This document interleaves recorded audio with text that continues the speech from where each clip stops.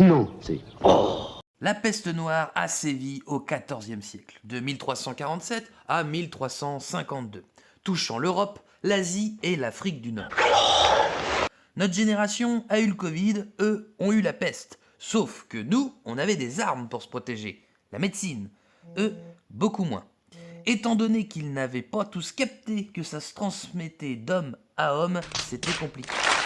Pas de polémique à l'époque par rapport au masque, hein. Il n'y avait pas de souci de savoir si on en avait assez ou pas, il n'y en avait pas du tout, comme ça c'était réglé.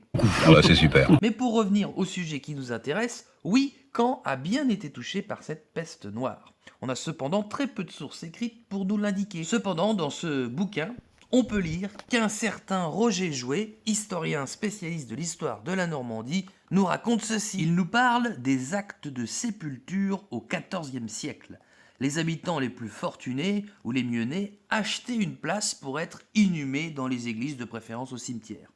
En moyenne, il s'agissait d'un ou de 2 actes par an. Sauf qu'en 1348, il y en a eu 17 et 5 en 1349. Et tout ça, c'est les gens les plus richissimes, hein, ceux qui ont le plus de tunas.